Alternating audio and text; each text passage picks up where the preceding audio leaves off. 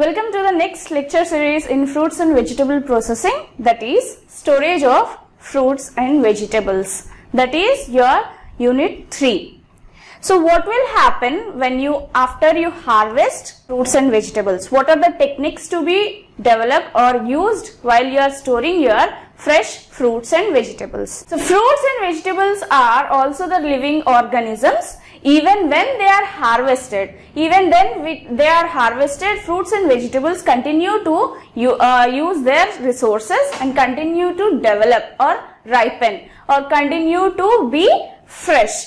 So fruits and vegetables are living organisms. Even after harvesting, they can remain fresh only as long as normal metabolism continues. So till the metabolism is present in your fruits and vegetables, these are the living organisms till they remain fresh.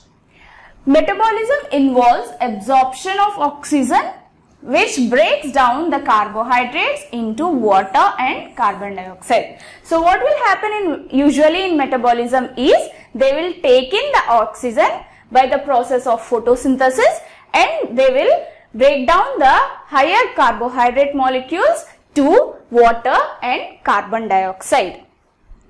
If availability of oxygen is restricted, the chemical reaction changes and small quantities of alcohol are produced. So whenever there is a oxygen restriction happens, when there is less oxygen present, then there will be chemical changes, and this chemical changes will lead into the production of alcohols. So this production of alcohols will result in off flavors, off odors, and also breakdown of plant cells. So whenever this alcohol is produced, this will help in or result in the production of off flavors, which are bad flavors or bad smells, and also the plant cells will be broken down. Under any normal atmospheric condition, they will dry rapidly. So after this production of alcohol, in normal conditions, they will start drying. This causes wilting and shriveling due to loss of rigidity and shrinkage of cells.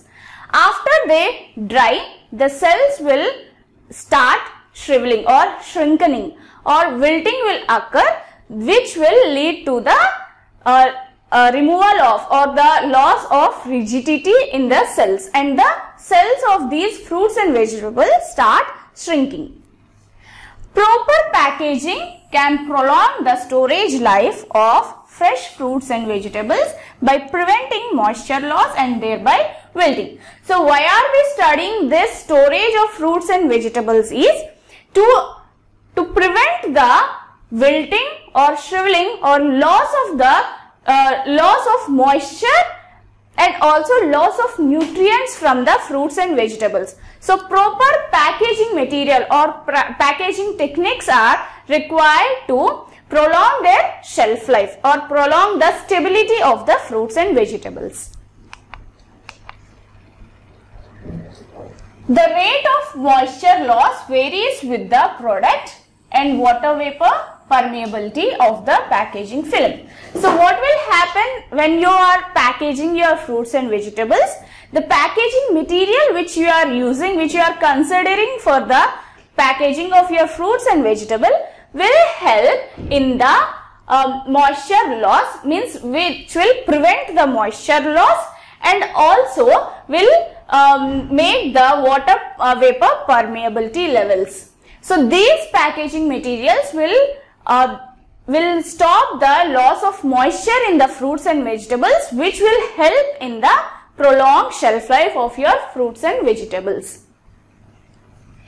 Year-long supplies of fresh food have been made possible by improvements in controlled storage conditions, shipping and importing. So we are having more fruits and vegetables in year long, means we are having longer shelf life of these fruits and vegetables by improving these techniques, these packaging techniques or shipping techniques or importing techniques. So the fresh food is available to us in the year, full year, throughout the year by improving these conditions. Today we may choose to preserve and process food for reasons besides availability, such as the price of the food, quality and nutrition. So in today's days, we have chosen to preserve our foods for not only the availability but also the change in price, quality and nutritional aspects of the food. So storage and packaging will help in the quality, improving the quality of the food and also nutrition availability in the food. For these reasons, gardeners who find themselves with a surplus of fresh produce at the end of the season may decide to store and preserve. So using these storage techniques or these preservation techniques, the gardeners or the farmers or the producers who are producing these fruits and vegetables will decide whether to store the fruit and vegetables or to discard them. So basically there are different types of storage techniques which we follow daily. So these are the basic 5 main storage techniques for fruits and vegetables, which are: first one is drying, canning, curing and salting, freezing and common storage techniques. So what do you mean by drying? Drying is the oldest technique where you remove the moisture content present in your fruits and vegetables and help them to be for longer periods. Next one is canning. Canning is the sealing or hermetically sealing process where you use bottles and tins for the storage of your fresh fruits and vegetables. Then comes curing and salting, where you add salts to your fresh produce for elongating their shelf life. Then comes the freezing. Freezing technique is freezing or storage of these fresh produce at the temperatures of 0 to 4 degrees Celsius for their increasing of shelf life. Then coming to common storage techniques. So there are different common storage techniques which you use daily at your home or which you can see daily at different places, like pits, storing in pits, pots. So like that, these are the traditional storage techniques which are used commonly in day-to-day life. So next comes to the general rules which should be followed while storing your fresh produces. This depends upon the type of produce, the quality desired and the facilities available for the storage. So the storage technique, which type of storage technique to be used, whether it is drying, whether it is canning or you are using salting technique. So that depends on the first type of the produce. So which type of fruit or which type of vegetable you are using for the storage. Next comes the quality desired. So what type of quality you desire? You need fresh or you need salted or you need cured or you need dried product. So that depends on the quality which you desire and the facilities available for the storage. So what are the facilities? How much cost is required for storing, or what are the facilities? What is the equipment? Or when you are freezing, you need a freezer. So these type of facilities to also should be available while you are using that storage technique. So regardless of the method chosen, some general rules should be followed. So whether you are using drying technique or you are using freezing technique or some other technique, you should remember some general rules for the storage of these fruits and vegetables. So the first one is using the fresh produce. So the fresh fruits and vegetables should be stored immediately after their harvesting. So you need to store them immediately after harvesting process, or else they will be shrinking or wilting process will take place in the fruits and vegetables. So fresh produce should be used for storage of your storage techniques. Second one is avoid cut, bruise or any other damage to the produce. So you need to avoid all these bruises or cuts to prevent the produce to be for longer time period. So if any cut appears in your produce or fruit or vegetable, it may lead to some other damage like microbial damage, or some cells will be damaged. So you should always avoid cut and bruises before the storage is done. Third one is use all the stored produce within the specified time before its spoilage. So you need to use all the produce which is harvested immediately, so that within the specified time period, because if there is a spoilage,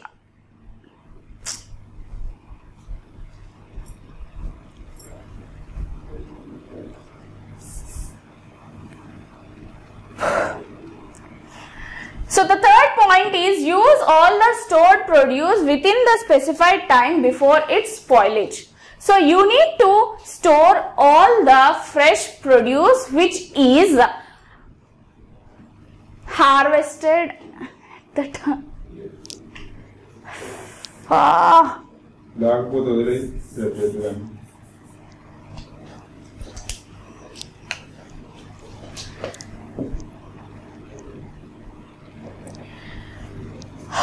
So the third point is use all the stored produce within the specified time before its spoilage. So you need to store all the produce at a certain time so that it will be less prone to the spoilage.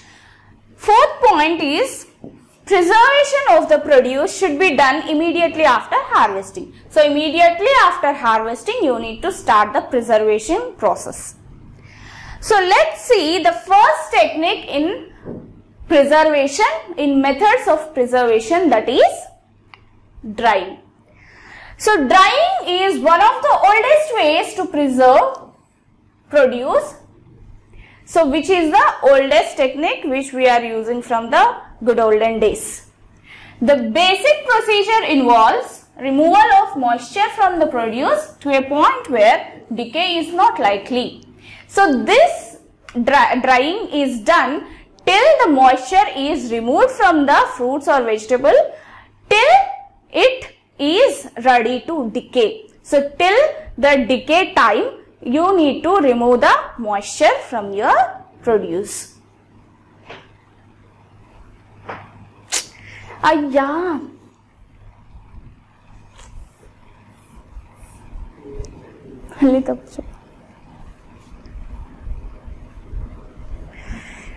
The basic procedure involves removal of moisture from the produce to a point where decay is not likely. So you need to remove all the moisture from the fruits till you will get your product. So till the decay is not started. Okay, so you need to prevent the decaying of your produce and remove the moisture from it. This can be done by using an oven, a dehydrator, or the warm heat of the sun. So you need the equipment used for this drying procedure are like oven or dehydrator, or you can also dry it under the sunlight. Once finished, the produce should be stored in a dry place in airtight containers. So after drying, to prevent the moisture absorption of the produce, you need to store these fruits and vegetables, dried products, in the airtight containers.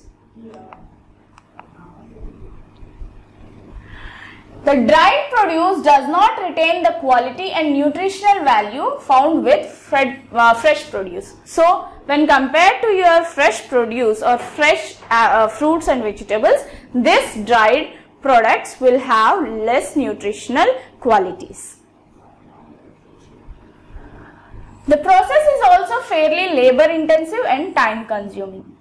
So this process takes time for the drying and also has a low labor. Labor should be there.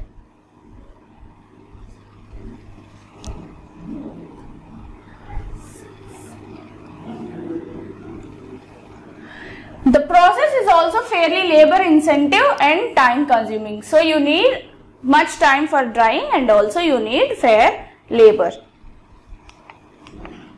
So the next technique is canning. So what is canning? So this has become easier with more foolproof methods and good equipment like regular jars, lids and more reliable and safer pressure cooker. So you will use like good equipments like jars or with lids, and also you can use a pressure cooker for this storage technique. With the pressure cooker method, the produce is heated to kill microorganisms that can cause spoilage. So whenever this you will put produce in your pressure cooker, this will start heating your produce and results in the decrease of killing of microorganisms from your produce that leads to the spoilage. This action also deactivates enzymes in the produce that affect flavor, texture and color. So this process also helps in the deactivation of the enzymes, which will help in flavor enhancing, texture and also color change. Canning can incur added costs with the purchase of equipment, containers and general supplies. It also is labor intensive. So canning is a costly procedure because it involves the purchasing of your canning equipment and also containers, and also it is a labor intensive procedure. For most types of produce, higher food quality can be maintained with canning rather than drying. So when compared to drying, canning improves the quality of the foods and also nutritional aspects of the foods. So next, coming to the curing and salting procedure. If certain garden produce is allowed to ferment naturally, it is said to be cured. So whenever you are naturally fermenting your produce, it is known as curing, or the produce is known as cured produce or cured fruit or vegetable. This means that microorganisms initiate the fermentation process and change the food quality without causing bad taste or generating toxins. So this helps in. So the next technique is curing and salting. So if certain garden produce is allowed to ferment naturally, it is said to have become cured. So whenever you are naturally preserving or naturally storing your fruits and vegetables or your fresh produce, it is called as cured product. This means that microorganisms initiate the fermentation process and change the food quality without causing bad taste or generating toxins. So this is done by the microorganisms which initiate the fermentation process and also change the food quality without causing any off flavors or off taste or off odors to the food, and also they help in removing the toxins or decreasing the generation of toxins. A second way to cure food is by adding organic acids like vinegar to increase the acidity and limit microbial activity. So the second way of curing is by addition of your vinegar or organic acids like vinegar to increase the acidity. Whenever the acidity is increased, the microbial activity will be limited. When salt is added in sufficient quality, this too will control microbial action and effectively stop the growth of spoilage organisms. So whenever the salts are added, which is salting technique, this will help in the decrease in microbial actions or control the microbial growth or microbial action, and also stop the spoilage of the fruits and vegetables. So the next technique is freezing. So this is a common and very desirable way to preserve certain types of garden produce. So this is a common way which you use in daily life or day-to-day life. By using your refrigerators or freezers, you will store the fruits and vegetables to maintain their shelf life. This method does not improve quality but is fairly easy to do if one has access to a freezer and takes the time to package properly so that moisture is retained. So this doesn't improve the quality, but means it doesn't enhance the quality of your produce, but it can help in longer shelf life, increase in longer shelf life of your produce by a freezer, the equipment which is freezer, and also the packaging, proper packaging should be done for the moisture retainment. So moisture should not be lost when you are freezing. So you will do a proper packaging of this fruits and vegetables when you are storing it in a freezer. Like other preservation methods, freezing prevents microorganisms from growing, causing spoilage. So like other methods like canning or by drying, this also helps in the inhibiting the microorganisms growth and also the spoilage of your, inhibits the spoilage of your produce. One large advantage of freezing is that the nutritional quality remains relatively good, plus food can be kept for many months with little change in color. So the largest advantage of this freezing technique is it will remain very good. That means the nutritional quality of your produce will remain very good and also can be kept for a longer time period. Means for months or years you can keep this produce in the freezer without changing a color. For certain soft produce, the texture may change considerably, though the importance of this is largely depends upon how the food will be subsequently used. So for some produce, for exceptional cases like soft foods, soft produces, the texture may change or vary, and this depends on what are you using, why are you using that food for, what are you preparing that food for. So next technique is common storage technique. So this common storage technique is also called as traditional storage technique. So this involves storing harvested produce in a dark and cold areas. So this technique, this common storage technique involves the produce stored in a dark areas and cool areas. So dark rooms or dark rooms with a cold air circulating in it. There are various ways where this can be done, including leaving the produce in the ground, burying it in the ground in pits, storing in cellars or basements, and storing in wooden crates or barrels located in cool areas like garage or porch. So this technique includes or involves the produce stored in the ground or burying it underground like in pits, and also storing in cellars or basements, when you store your produce in basements, and also storing in wooden crates or barrels in a cool areas like garage.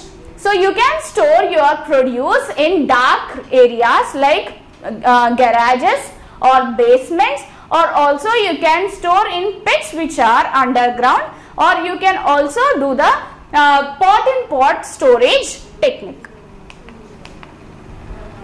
So this is a type of pot-in-pot storage where you will where you will dig a hole in the ground and you will keep an earthen pot in it and you will keep the produce in that, so that this technique can allow the shelf life or storage of your fresh produce, which is known as pot-in-pot storage or pot-in-pot refrigeration. So this is a technique of pits. So you will bury the pits in the ground and you will store your produce and close it.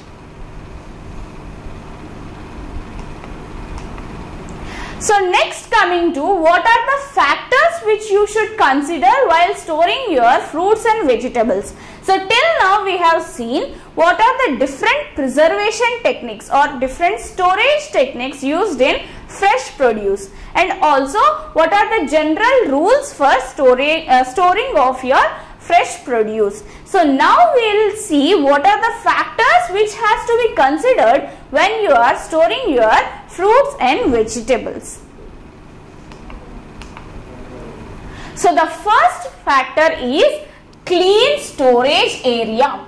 So you should always store your fresh produces in a clean area so that it will be avoided, the microorganisms will be avoided to reach the produce and spoil it. So storage area should be kept clean of debris. So it should be cleaned from debris or some what you call from rat debris or dog debris, or you will have some debris which will be there, or dead organisms which will be there. So you need to clean the area first to remove this this debris or this waste, this dust. Discarding the fruits and vegetables which show the signs of decay. So you should also discard the fruits and vegetables which are showing the signs of decaying, so which are started to decay. Containers should be washed and dried in the sun. So the containers which you are using for storage of your fruits and vegetables should be first cleaned and then dried under the sun or in heat. So the second factor which you use for storage of your fruits and vegetables is monitoring the temperatures.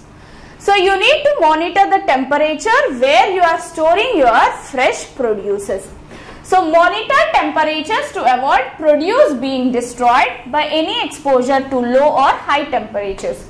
So the produce will be affected by either low temperatures or high temperatures. So optimum temperatures are required for the storage of your fruits and vegetables. So you should always check the temperature of the area where you are storing your fruits and vegetables. Thermometers should be placed inside and outside the storage facility. So whenever you are storing or whenever there is an area or room for your storage, there should also be thermometers for checking the temperatures of the room or the area. Stored produce will give off heat during storage, making it necessary to regulate temperatures by use of the ventilation windows. So whenever you are storing your produce in a room, it will ripen. So start ripening. So start ripening means it will be starting its respiration. So whenever the respiration is occurring in your produces, it will give off the heat from the produce. So the fruits and vegetables will give the heat from them or liberate the heat when they are ripening. When they are ripening process occurs. So this needs to be maintained. So this heat should be maintained by applying or by giving by the use of ventilations to the area or to the room where you are keeping the keeping the produce. So the second factor of storing of fruits and vegetables is monitoring the temperature. So monitor temperatures to avoid produce being destroyed by any exposure to low or high temperatures. So you should monitor the temperature so that the optimum temperature is there where you are storing the fruits and vegetables. So the fruits and vegetables may spoil when there is low temperature or when there is high temperature. So an optimum temperature should be maintained in the area where you are storing your fruits and vegetables. Thermometers should be placed inside and outside the storage facility. So to check the temperature of your area, there should be thermometers which are placed inside the area or outside the area so that you can maintain the temperature in your room or for the produce to be good. Stored produce will give off heat during storage, making it necessary to regulate temperatures by use of the ventilation. So whenever your produce is stored in a room, it will start respiration. So whenever it starts respirations, the fruits or vegetables will liberate heat from them. So this heat may spoil the other fruits and vegetables which are present. So to regulate this temperatures or heat, you need to use the ventilation by windows, or you can use it by ventilators, which releases the heat outside. So the third important factor for storage of your produces are humidity regulation. Over time, vegetables and fruits will give up moisture and shrivel. So when you are storing it for more time, so these fruits and vegetables will give off the moisture from them. So this releasing of moisture from the fruits and vegetables will lead to the shrinkage of fruits and vegetables, or shrinkage of the cells of fruits and vegetables.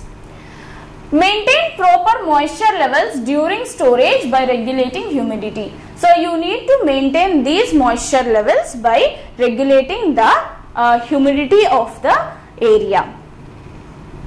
This can be done by increasing the water in the air through humidifying, or by using plastic bags and box liners for storage in individual crops. So how we can regulate this humidity is by increasing the water content in air. So you can increase the moisture content around the fruits and vegetables, like sprinklers or water sprinklers can be applied in this, and also you can use plastic bags or box liners for individual crop to be stored. Humidification is simply taken care of by sprinkling water inside the storage area. As we already said that humidification can be done by using sprinklers. Water sprinklers may be used in the rooms for increasing the humidity. So the next factor for storage of fruits and vegetables is handling of fruits and vegetables. How you need to handle the fruits and vegetables while you are storing or packaging or you are shipping. Handle all produce with care to avoid wounds which become good sites for storage diseases. So when you are trying to store your produce, you need to handle them with more care to avoid cuts or bruises, which may result in future may result in the growth of microorganisms that lead to the damage in fruits and vegetables. Pick all produce dry or let dry before storage. Pack produce in plastic or wooden baskets or boxes. So you can avoid this by drying up your produce and also packing it in plastic or wooden boxes. Move the produce to the storage area when the field heat has been reduced. So whenever the heat in that area is reduced, you need to then take the produce from your harvesting place to the storage place. So these were the factors that have to be kept in mind while storing your fruits and vegetables. So in the next coming sessions, we will see what are the packaging materials required for your storage of fresh fruits and vegetables. Hello everyone, welcome to the next lecture series of fruits and vegetable processing, that is packaging materials used in preservation of fruits and vegetables. So what are the different types of packaging requirements which has to be there when you are packaging or preserving your fruits and vegetables? So the particular type of package used depends upon the shape and perishability of the product. So whenever you are using a packaging material, so that you should keep in mind about the shape. So what is the shape of the produce, and also the perishability of the produce. So how much time it will be there, how much time you want to preserve that product in this packaging material. So the type of any packaging material when you are choosing to preserve your product should be of the shape depending on the product and also the perishability of the product. So there are 5 main classifications of the produces which are soft fruit, hard fruit, stem fruit, root vegetables and green vegetables. The particular type of package used depends upon the shape and perishability of the product. So, the packaging material which you are using for the preservation of your products should be the depending on the shape of the product which you are trying to preserve, and also the perishability of the product, that is how much long you want to preserve that product. So there are mainly 5 main classifications of your products, which are soft fruit, hard fruit, stem fruit and root vegetables. So this is the main classification of the producers which you want to preserve, which are soft fruits, so which are soft in texture or soft in nature, hard fruits which are hard and which can be perishable, which can stay for longer shelf lives, and stem fruits which are obtained from stems, and root vegetables which are obtained from roots. So soft fruits are highly perishable and easily subject to spoilage. So soft fruits cannot be cannot stand long or don't have a higher shelf life and are easily prone to spoilage. They bruise and crush easily, which leads to rotting. So they are cut or bruised easily. The damage is happens easily for the soft fruits, which leads to the rotting, which leads to the decay of the fruit. They are packaged in a semi-rigid containers with cover of cellophane, cellulose acetate or polystyrene. So these containers, these packaging containers are covered with type of cellophane. So these are the types of covering material or packaging material which are used for the soft fruit packaging. So which are cellophane, cellulose acetate or polystyrene are the 3 types of packaging material which are used for packing of your soft fruits.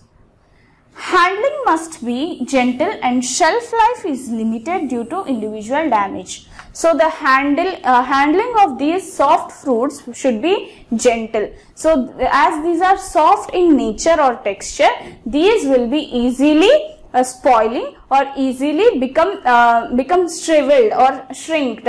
So and the shelf life also will get lowered due to the individual damage. If one fruit is getting damaged, it may react with other fruits also, which leads to the damage of all the bunch of fruits.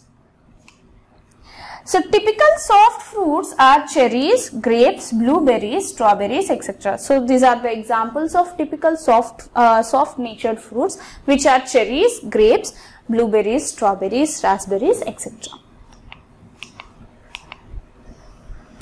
Hard fruits are better able to resist damage from handling. So hard fruits can, with respect to soft fruits, these can handle the damage easily. Means they are less prone to damage. They are also less perishable and have lower respiratory rates. So these are less perishable, means they have a few shelf life, means very small, means like they have a longer shelf life when compared to your soft fruits and have lower respiratory rates. So these have very low respiratory rates, which helps them to survive for long periods. The most common package is an open tray, plastic film, overwrap or sleeve. So these are the common types of packaging in hard fruits, which are open trays. Trays will open means like the trays which are open and which doesn't have any closed lid. Second is plastic films overwrap. So whenever you take the tray and you will overwrap with plastic films, and also sleeves. Shelf life is weak than days. So shelf life, the extension of shelf life is for few weeks rather than for soft fruits which are days. The shelf life is days for soft fruits. For this hard fruits, it can extend to some few weeks. Examples of typical hard fruits are apples, citrus fruits, peaches, tomatoes, etc. So apples, citrus fruits, peaches, these all come under the hard fruit category. So next, coming to stem produce, which are highly perishable as they rapidly lose moisture. So these are highly perishable and they lose moisture easily. So they should be wrapped in moisture-proof cellophane with ventilation. So the cellophane is used for the used as a packaging material to wrap these stem produces. And also these should have ventilation, means the wrap should have some holes so that the air enters into these fruits. Since they have rapid moisture loss, these need moisture from outside the environment. Next, coming to root vegetables, which are not highly perishable and can be stored for longer periods. So these root vegetables or root producers have a longer shelf life compared to other soft fruits or hard fruits or stem producers. Packaging of these root vegetables are done in durable polyethylene bags with perforations. So these root vegetables are packaged in a polyethylene bags with holes or perforations to moisture to enter in. Typical stem produce are celery, asparagus, etc. and root produce are carrots, radish, yam, etc. So stem produce are examples like asparagus, celery, and root produce you already know, which are carrots, radish, or some other type of root produces. So these are the few examples of soft fruit, hard fruit, stem vegetables, and stem produce and root produces. So next, coming to what are the types of packaging you are using for preservation of your fruits and vegetables. So packaging can be classified in a number of ways. So there are different ways of classifying a packaging material or packaging technique. So packaging materials or packaging types may be classified based on the product, or based on the distribution, or based on the transportation procedure which you are using, based on the increasing shelf life, or you can also classify the packaging types in various methods or various ways. The most important one is by stages of distribution for which it is primarily intended. So the major classification for your packaging types is based on what are the stages of the distribution of your fruits and vegetables. So for this, for distribution only, mainly the packaging is done. So what are the major packaging types while distributing your produce? So the first one is consumer packaging. So what is consumer packaging? So consumer packaging is that type of packaging when your produce, the packaging with the produce reaches the consumer, when the consumer buys the product with that packaging material. Second one is transport packaging. So transport packaging is the packaging which is used while you are transporting your produce from one place to another place, or shipping it or importing it from one place to another place. So the third type of packaging is unit load packaging. So the total unit or unitization of your food or fruits and vegetables comes under unit load packaging. So different small packages will contribute to a whole large one unit packaging. So first we will see what is consumer packaging. So the package in which the consumer receives the produce is called consumer packaging. So the packaging material or the package with the produce when the consumer, when it goes to the consumer is called as consumer packaging. So there are two types of consumer packaging, which are bags or trays. So first one is bags by using bags, or second one is trays with or without lids. So coming to bags. Bags are the most common retail packs as they are of less cost and packaging material required. So these bags are most commonly used in your packaging of fruits and vegetables, as these are less cost effective and also the less packaging material is used for the packaging. Less density polyethylene or high density polyethylene bags are mostly suited. So the packaging material for the bags is polyethylene. So whether it may be less density or it may be high density of polyethylene will be suited for the type of packaging material for bags. These bags can be made of paper, perforated polyethylene or plastic. So these bags can be also be made of paper bags or perforated polyethylene bags or plastic bags, means perforated polyethylene with polyethylene having holes with it. So to improve the moisture retaining of your fruits and vegetables, these bags are perforated and also plastic bags can be used. So these are the this is a few examples of bags, so packaging material. So these are the, if you can see in markets, these bags will be available for oranges as well as apples. So for different fruits, these bags will be available when you see in the markets or any Spencer's or any other malls. And these are the other examples for bags. So polyethylene bags can also be used for this packaging material. So next, coming to trays. So trays are made of foamed polystyrene or PVC or PP, which are wrapped with heat shrinkable or stretch films. So these trays are made of either with polystyrene or PVC or PP. So polyvinyl chloride or polypropylene, which are wrapped with heat shrinkable or stretch films. So these can be wrapped or unwrapped with heat sensitive films. Trays of molded pulp, cardboard, thermoformed plastic or expanded polystyrene are also used. So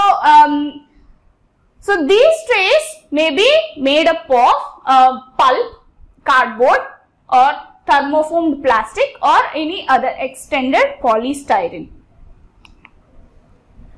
So next, coming to transport packaging. So till now we have seen consumer packaging, which consists of bags or trays. So next, coming to transport packaging, where the packaging materials, what are the types of packaging techniques which are used when you are transporting your produce from one place to other places.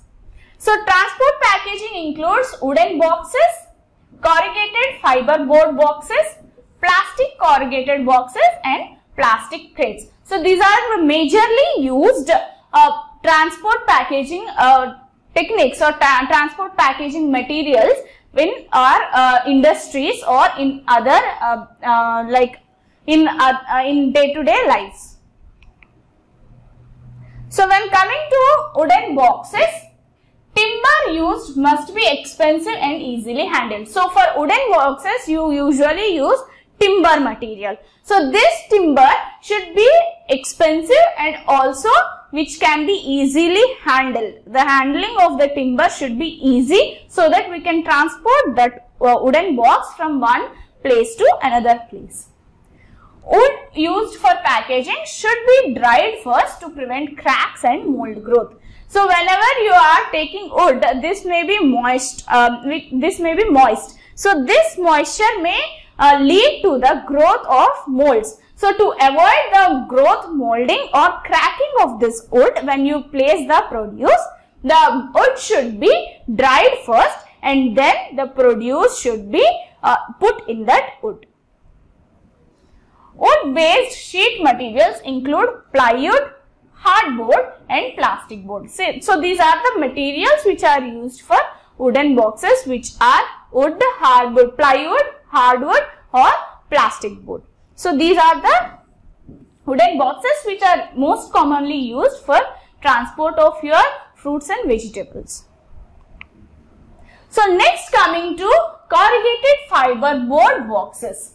So these CFB boxes are low cost, smooth, good cushioning, excellent printability, reusable and recyclable. So when compared to wooden boxes, these CFB, that is corrugated fiber board boxes, are low in cost, which are smooth and also have good cushioning. So cushioning helps in the prevention of damage of your fruits and vegetables when the movement occurs in the cardboard, in the boxes. Then excellent printability. You can print any company name or any type of names which you want to print on that boxes. Reusable. These are again used for other purposes, or recyclable. So these can be recycled. The unit containers are glass, tins or pouches. So these corrugated CFB boxes, inside that the individual boxes can be made up of glasses, tins or any other pouches. So these CFB boxes may contain the material in glass or tins or pouches. So next, coming to plastic corrugated boxes. So most commonly used material is polypropylene PP or HDPE, high density polyethylene. So these two are the common materials which are used for making of your plastic corrugated boxes. Advantage over CFB box is low weight to strength ratio and its reusability. So the advantage of CFB over your other boxes, wooden box or CFB box, is it has low weight to strength ratio, and also it can be reused for other uses. The printability is also excellent when compared to CFB boxes. So when compared to your corrugated fiberboard boxes, the printability is much better. So you can print anything which is much clearly observed in these plastic corrugated boxes. So the next one is plastic crates. So you may have observed in the malls or in the fruit stores, you can see these plastic crates in which fruits are kept in. So these are usually made of HDPE or polypropylene by replacing wooden and wire crates. So previously we used to use wooden crates for the shopping purpose or the selling purpose, or in the stores for keeping these fruits and vegetables. So now plastic crates have been replaceable with this, which are made up of HDPE or PP, that is polypropylene. These have good resistant properties to UV and shock damage.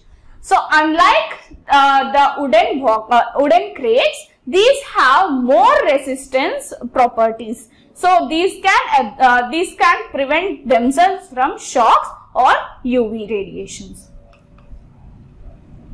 So next type of packaging is unit load packaging. So unit load packaging has two types, which is palletization and unitization. So first one, palletization and unitization are the two types of load packaging methods. Palletized loads are used in order to reduce handling costs by allowing substitution of mechanical handling for manual methods. So pallets are used to reduce the handling costs of handling, and also the mechanical handling is done rather than the manual handling. So the other advantages are low labeling requirements. So labeling is not required for these pallets because you will stack all the required fruits or vegetables required produce at one place on one pallet, and other produces on other pallet. So whenever you want to label it, you can identify the one to other. So it will be easily identified when you are palletizing your produces. Second one is decreasing sorting operations. So So already you have sorted your produce and kept in different pallets. So this decreases the sorting operations whenever it is required for sorting of that produces. Utilization of storage space. So you can stack or pile up all your your produces in a single pallet, how much it can bear. So storage space will be reduced when you use palletization technique. Fourth one is reduce mechanical stress. So mechanical stress will be reduced. Next, better maintenance. So maintenance of these pallets will be easy. So next, coming to unitization. Corner posts made of plastic or wood or paper board are generally used as columns for unitization. So these columns which are used in unitization method, we are made up of plastic or either wood or any paper board material. The boxes are held by means of strapping or stretch wrapping around the boxes. So these boxes will be held together when you are unitizing when you are placing one box over the other for unitization method. The boxes will be stick together or will be handled together or will be held together by the means of any straps or any stretch material. So this is the pallets which are used for palletization purpose, and on these pallets you can pile up your boxes. You can pile up your crates or any boxes for your storage purpose. And this is the unitization where a whole unit or whole one type of produce will be there in one pile. So next type of classification for your packaging materials are primary and secondary packaging. So what do you mean by primary and secondary packaging are? So primary packaging and secondary packaging are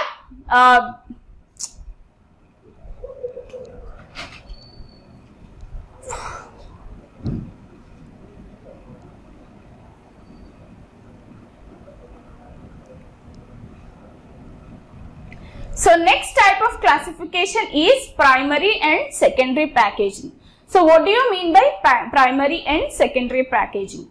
So these are the terms primary and secondary containers have been used. Some foods are provided with efficient primary containers by nature, such as nuts, oranges, eggs and others. So primary packaging is the packaging which will be attached to your produce. So whenever, for example, you are taking let's say chocolate. So whenever chocolate is there, the wrapper around the chocolate is known as primary package, and the chocolates which are placed in the box or in the pouch, that is the secondary package. So in packaging these, we generally need only a secondary outer box, wrap or drum to hold units together and give gross protection. So whenever these packaging, secondary packaging used, this is only used for protecting your primary package along with the produce. So the primary package is the package which is attached to your produce, and secondary package is attached to or which is surfaced to your secondary packaging. Other foods such as milk, dried eggs and fruit concentrates often will be filled into primary containers such as plastic liners, which are then packaged within protective cartons or drums. So whenever milk or eggs or any other fruit concentrates are taken, these are packed in a plastic liners or plastic packaging material. Then they are together kept in a corrugated cartons or drums. So that is the secondary package. In this case, the secondary container provided by the carton or drum greatly minimize the requirements that must be met by the primary container. So whenever this secondary container faces the environment, so this helps the primary container to be safe and safely and also the produce should be to be safe. Except in special instances, secondary containers are not designed to be highly impervious to water vapor and other gases, especially at zones of sealing, dependence for this being placed upon the primary container. So these secondary packages are highly resistant to water vapor or gases when they are sealed. So these secondary packages doesn't allow the moisture or air or any other material or any other substances to enter into the primary packaging and then to the produce. Since primary containers by definition are those which come in direct contact with the food, we will be far more concerned with them than with secondary containers. So primary containers are more considered because they are directly coming into contact with the food rather than the secondary packaging material or secondary containers. So the primary container or primary packaging is the packaging which is directly attached to the food surface, and the secondary packaging is the packaging which is attached to this primary packaging. So this is the different packaging types, different types of packaging. That is primary packaging. If you are taking a chocolate, so the wrapper of the chocolate is primary packaging material. So when these chocolates are kept in a pouches, so that is the secondary packaging. So whenever these pouches are kept in a cartons or boxes, that is tertiary packaging. So whenever these boxes are kept in a pallet or piled up, these boxes are piled up in one unit, then that is known as quaternary packaging. So the next type of packaging is hermetic and non-hermetic packaging.